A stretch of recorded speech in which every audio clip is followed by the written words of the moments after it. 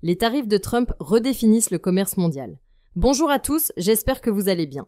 En première actualité, le président Donald Trump a encore une fois bouleversé le paysage commercial international en dévoilant une nouvelle politique tarifaire qui va impacter plus de 180 pays et régions. Lors de la journée de la libération à la Maison-Blanche, Trump a annoncé que tous les produits étrangers importés aux États-Unis seront désormais taxés à un taux minimum de 10%, indépendamment de leur pays d'origine. Par ailleurs, des surtaxes supplémentaires seront appliquées aux nations accusées de pratiques commerciales déloyales envers l'économie américaine.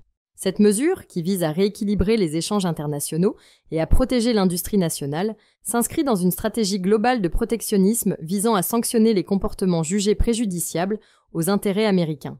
Dans ce contexte, l'Algérie se retrouve particulièrement affectée. Jadis bénéficiaire d'un taux douanier de 18,9%, le pays voit désormais ce taux grimper à près de 30%. Cette hausse de plus de 11 points fait de l'Algérie l'un des pays les plus lourdement taxés dans la région du Maghreb, à l'exception de la Libye, qui affiche environ 31%.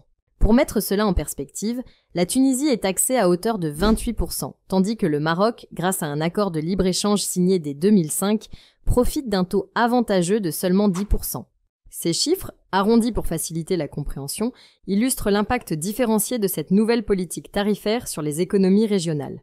Les répercussions de cette mesure se font déjà sentir dans les échanges commerciaux bilatéraux.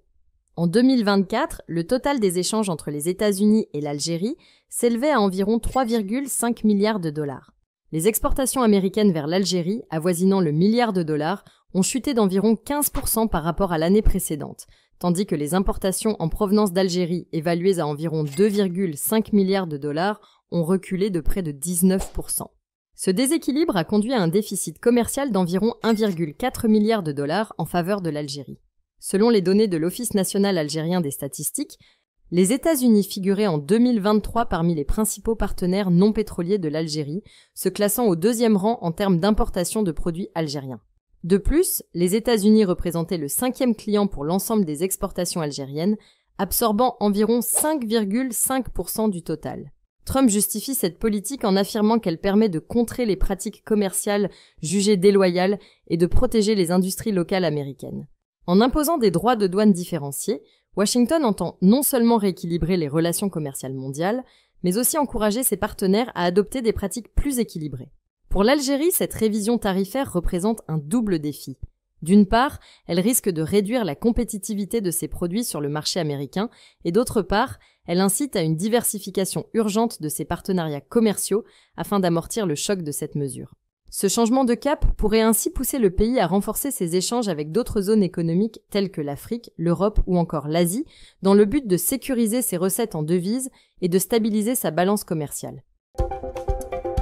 En seconde actualité, un jugement du tribunal administratif de Nantes a suspendu une note controversée émise par la préfecture de Loire-Atlantique.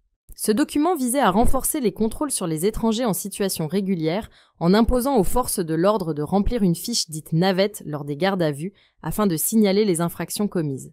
Des organisations de défense des droits humains, des syndicats de magistrats ainsi que des avocats ont vivement critiqué cette mesure, arguant qu'elle constituait un traitement automatisé des données personnelles sans l'aval préalable de la CNIL.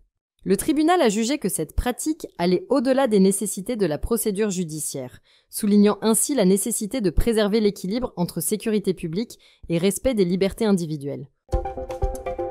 En troisième actualité, les discussions sur l'expulsion des Algériens de France reprennent avec un nouvel élan. Une réunion inédite entre préfets français et consuls algériens est programmée pour la semaine prochaine, marquant une volonté de renouer un dialogue constructif entre Paris et Alger.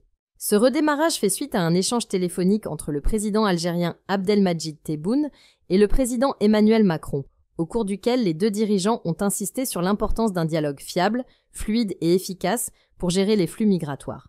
Au cœur des négociations figure l'application de l'accord bilatéral de 1994 qui encadre les procédures d'expulsion des ressortissants algériens en situation irrégulière. L'objectif est de clarifier les engagements réciproques et de faciliter la mise en œuvre des mesures d'expulsion tout en évitant les blocages administratifs qui ont trop longtemps entravé la coopération entre les deux pays. En quatrième actualité, un incident choquant secoue la ligne maritime reliant Marseille à Alger.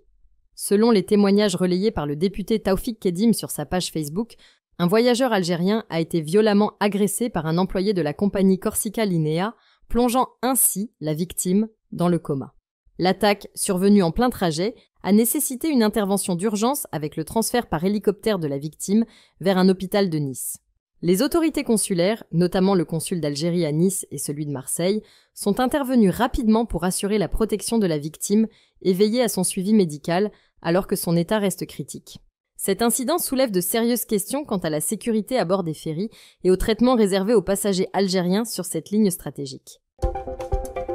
En cinquième actualité, la police nationale espagnole a démantelé un vaste réseau criminel spécialisé dans la régularisation frauduleuse de sans-papiers par le biais de faux mariages. Opérant principalement dans les villes de Figueres et Salt en province de Gérone, ce groupe organisait des unions fictives permettant à des étrangers en situation irrégulière d'obtenir des titres de séjour en échange d'environ 15 000 € par mariage. Au total, 227 mariages suspects ont été identifiés, dont 212 confirmés comme frauduleux, générant des profits avoisinant les 3 millions d'euros. L'opération a conduit à l'arrestation de 26 personnes, dont 14 membres clés du réseau. Ce démantèlement illustre la sophistication des réseaux de fraude migratoire et met en lumière les défis persistants auxquels sont confrontées les autorités pour lutter contre de telles pratiques illégales au niveau international.